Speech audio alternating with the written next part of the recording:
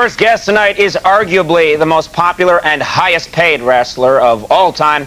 Let's take a look at the man in action.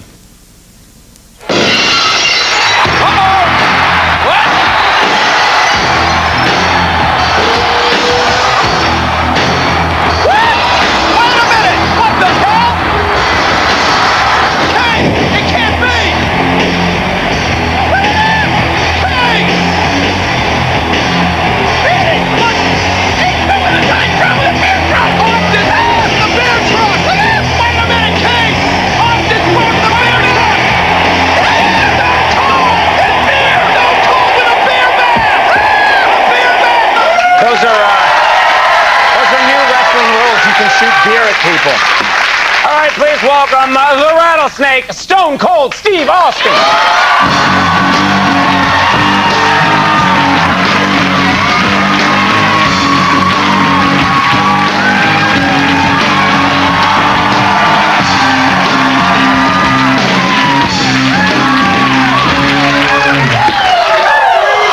That was beer you were shooting at McMahon, wasn't it? Big waste of beer. I could have saved that and drank it later, but got me a little hot, so I decided to give it a little shower. That's one of the new loopholes in the wrestling rules that you can do. I want to talk to you, first of all, about your fans. Your fans are fanatical. They love you to the point that I can't believe this. Some of them now are jumping into the ring and actually jumping on top of you, which I think is the stupidest thing I've ever heard of in my life. We were over in Germany about half a year ago. End of a match, I was pretty tired. You know, everybody's pretty tired at the end of the match. And guy jumps right on my ribs. Sometimes we go overseas, a lot of guys are pulling ribs. So I thought it might have been someone from the back. I looked up and this guy's, you know, I could barely breathe. So the guy I'm wrestling picks him up, suplexes him, starts punching him in his temple. So it's kind of a deal like that. The guy came out on the short end of the stick. The other day we were in Rochester. You might say that. Yeah. I just wonder what that guy says to his friends when he go home. Oh, it was terrific. I got hit in the temple. It was amazing. Yeah, we usually always got security. That day, guy jumps in the ring, but he was real kind of mellowed out, and the referee punched him in the mouth. So. That's the last thing I would do if I was enjoying a fight that you were in, was think, I'm going to go try and tackle that guy. You would figure. Yeah, you would rip my head off, wouldn't you? I don't know. It comes off easily. You got those runner's legs. I don't know if I could catch you. Yeah, my tricky legs would outwit you. I'd be like, catch me if you can. You'd be sitting there, an idiot. Forget about it. Gotta ask you about these T-shirts. All your fans wear them. Austin 316. Do you want to explain what that's all about? Yeah, it happened a couple years ago in King of the Ring type pay-per-view. It was like tournament style. I beat the first guy, but in the process, he kicked me in my mouth, split my lip all the way open, so I went to the hospital. Got stitched up. When I came back, someone said, hey, you got Jake the Snake Roberts in the final. So, and they said, we kind of cut a religious interview on you, so you might want to remember that if you win the King of the Ring on your acceptance speech. So I won the match, and basically at the end, after he was walking up the aisle holding his little ribs, basically to a T, I said, you know, you sit there and you thump your Bibles and say your prayers and it didn't get you anywhere. You talk about your Psalms, talk about John 3:16. Austin 3:16 says, I just whipped your ass. And basically, that's how it came about. And, you know, it was never designed anything to be anti-religious, sacrilegious, just something I said. And it kind of caught on as a real hot piece of marketing. A lot of your fans were probably looking through the Bible like, where does it say that? Where's this guy coming from here? Yeah. Oh, and I will whip your ass. Yeah, okay. We have, you know, we got some of you, we were playing with some of your merchandise. Yeah. We actually gave some in the audience one of your... Yeah, there's a couple select items right there. There are some of them, like, I don't think this guy does you justice. It's a little you, but... The guy's a little bit better looking than me. Yeah, but the legs have completely atrophied. Look at that, like, I'll get you! That'll probably be me in a couple of years, so I got that going for me. Don't let them put out a doll. Those are my legs, not your legs. Well, that's the Conan Stone Cold doll. I like, this is what I like. This is one of my favorite ones. I just got to show this, because this is fun. I haven't seen some of this stuff. This is this is a crazy straw with you. That is crazy. But I just like, you know... That's the craziest straw I've ever seen. I've never been that excited about chocolate milk in my life.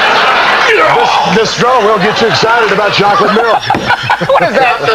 There's nothing you want by your beverage more than a sweaty wrestler. Yeah, right. When you drink through this thing, you will know where that extra 50 cents went. Of course, this is a great, I really love this. Look at this cover for, this is some of the music that you guys put out on. Look at that. Huh? Oh. Beautiful. If I was 16, I'd be in my basement just looking at that for hours. A couple candles glowing or something. How do they do it?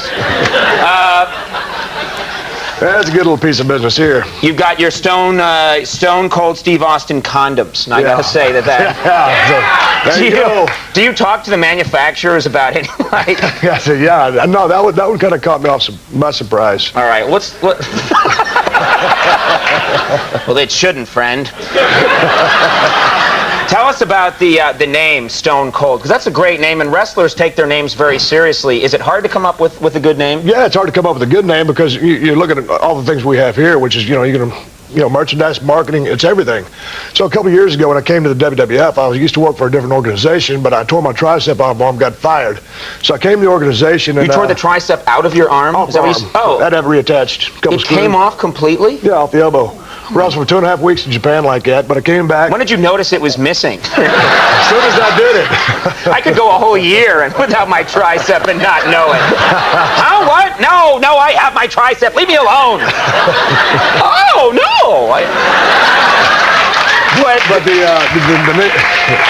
the name came about where I, went to the WWF. When I first got there, I'd been out of work for almost a year, and they said, "Oh, we're going to call you the Ringmaster." And I said, "Oh, man, that's a little shaky," but I hadn't worked in about a year, so I need to get some paychecks coming in. Right. So I went up there and did the Ringmaster for about 6 months, and then finally I said, "Man, this idea sucks." Yeah. No personality, nothing like that. So I came up with this. I was a bad guy back then. I came up with this concept, and then I couldn't quite put my finger on the name. This cold-blooded, ruthless guy.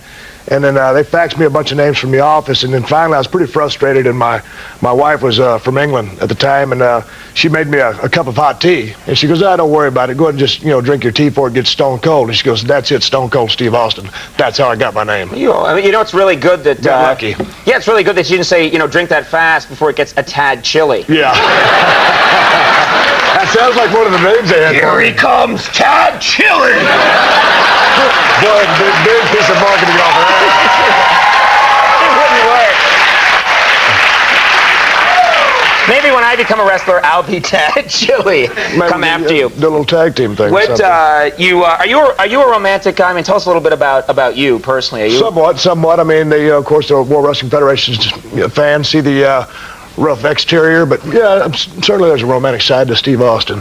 What do you like to do on what's your idea of like a nice date? Well, I mean, like typical first date, you're there to impress, so I think, something that she's going to dig as much as me. Monster truck rally. And if she's not into that, something on foot, maybe a supercross race. Down to the deer camp, skin a few deer, whatever. Yeah. I think once a girl knows that you have your own crazy straw. Pretty much opens the door to be able to take them there. Yeah.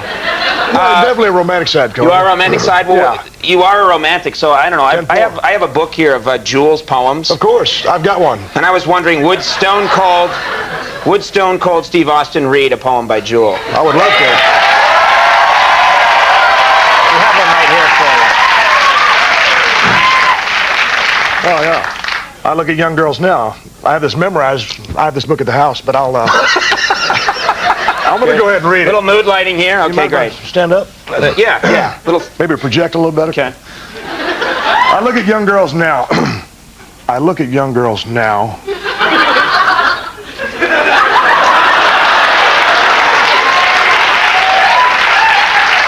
Okay. Where was I? I look at young girls now, and their tight crushed velour, skin tight sky blue hip huggers with the baby doll tank tops. I underlined that part. Yeah. Thank you. And I think I've been there. God, have I been there?